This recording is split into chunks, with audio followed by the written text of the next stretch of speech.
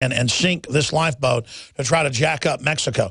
See, that's why I was against the killing of Gaddafi and putting in al-Qaeda to make it 10 times worse on record now. To admit it, it's a total hellhole.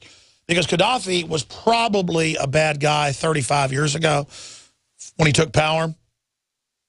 But he did spend about 98% of the money that he controlled. Only time socialism works is if you do have a beneficent dictator in an already hellish anarchy area who builds public works and actually gives the general public jobs and builds colleges. And Gaddafi lived in a tent most of the time. And if you saw his so-called armored palace for his, quote, safety, it was a 15-foot wall and what looks like a swimming pool that wouldn't be that fancy in Westlake, Austin. And I'm not lionizing him or glorifying him. He got totally delusional, started meeting with Obama 6 years ago, meeting with Sarkozy. Well, I say 6 years before he was killed. It's about 9 years ago now. And he started investing their money in Goldman Sachs and started going to meetings in Europe and actually believed, because he was able to meet with Davos people and Bilderberg people, that he was working with the West. He gave up all his weapons, his high-tech weapons, nerve gas, you name it.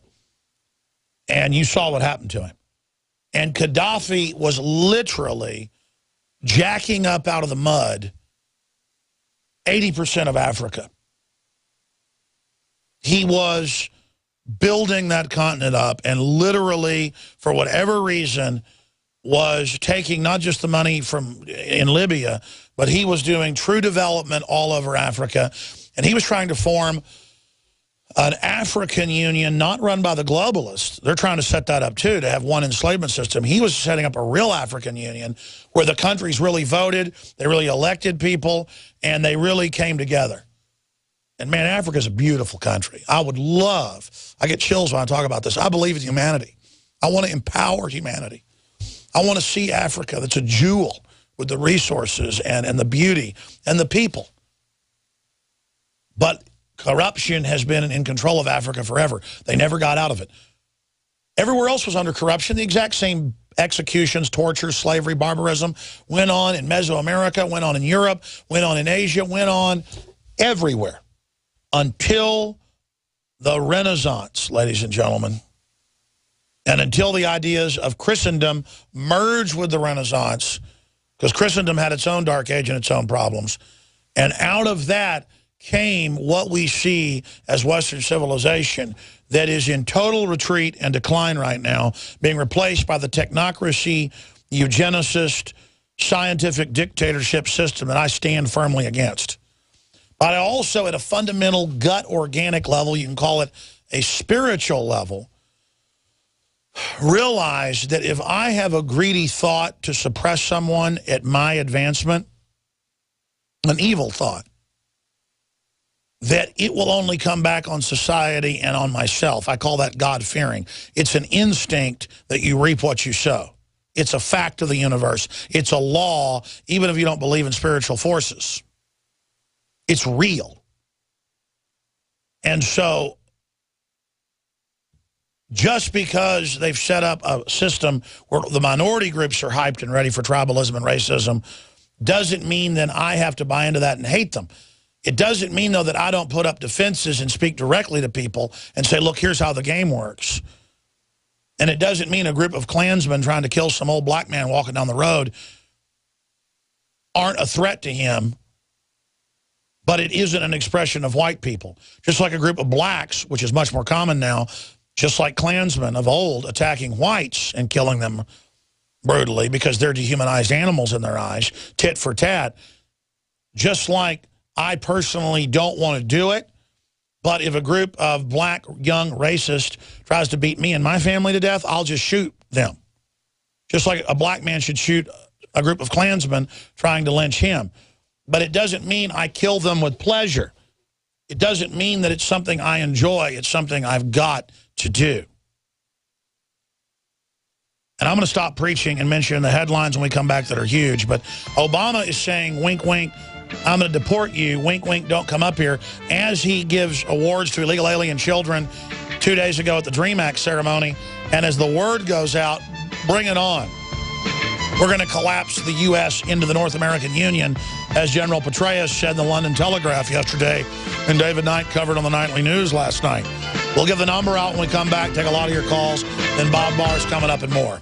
Aaron, we went out to break with that, and he went, "What is that? An ice cream truck?" That interview's out there. Willie Nelson said, "I knew your show was big, but I had no idea it was so big.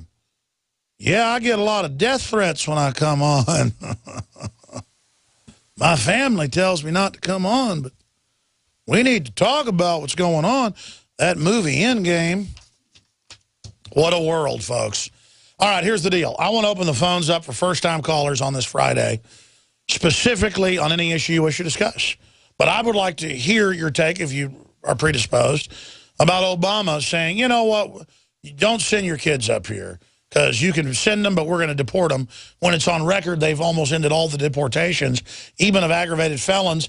And we've got video, we're going to play it in a moment again, of the Border Patrol with buses coming in, letting the kids get off, not even checking who they are, and letting them get in vans and drive off. And then we have the emergency manager saying the feds, he's told, give them the Greyhound tickets or vouchers, and that most of them, when they get off at his city, already have them from the Border Patrol. We got the guy's name and everything.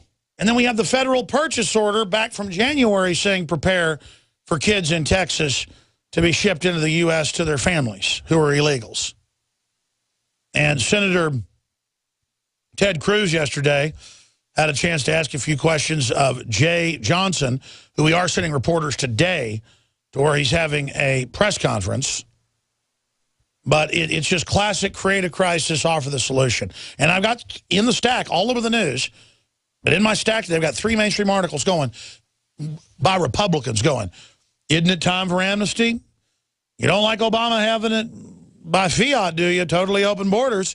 Better give them what they want. It's good for us. They've already legalized the illegals by fiat. And under this amnesty, it lets everybody here who is illegal stay and bring in their families. So it's just as bad as this. It's the same thing.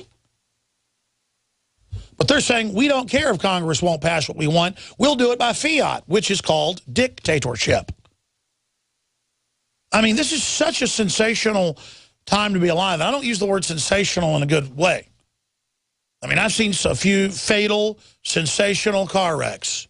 I told the story of people racing a Corvette and a Z28, I think it was, down the I-30 bridge from Rockwall to Rowlett. And I was in a truck, like 14 with my buddy driving. We were driving into Rowlett to pick up some girls on a Saturday afternoon and take them to a movie. And needless to say, we didn't make the movie. And 2 guys we knew from high school shoot past us going about 130 in medium traffic. And that Corvette almost hits 2 cars, cuts in front, and has a blowout. And stands up on its nose, spinning. But there was a railroad trestle on the side with some grass. Most of it was open to the water, or everybody would have died. And I saw that Corvette go spinning and then just exploding with gasoline and people flying around. This is about 150 yards ahead of us. They shoot by us, turn, blow up. I see the car disintegrate, get out, run over, blood spraying out of people's necks, the whole 9 yards. And I don't tell that story to be macabre. I tell that story because I run into people that get a cut on their finger and they almost pass out and they freak out. And I wonder, my God, what are they going to do in life when they get cancer or when their kid runs through a plate glass window in front of them, or when they get a compound fracture? I mean, that's why I found working with veterans and military people so good. The media says they're horrible and don't hire them and they're devils and may kill you any minute, is that they just don't think little stuff's a big deal. And they're usually can-do people because they've already seen so much real stuff. And then I saw another fatal accident one time with little kids, because it happened about 500 yards ahead of me, so I stopped and pulled over and had to be there for a while, and it was just little dead kids all over the place, so minivan. And I just, so when I say sensational, When I say spectacular, ladies and gentlemen. But it's things like that that give us character. Not that it's a good thing. It just changes you. You know, like watching your grandfather die and take their last breath. Things like that has fundamental effects. And so many people are living in the false reality of their iPhones. They have no idea the real world's going on all around them. We'll be right back. We're on the march. The Empire's on the run.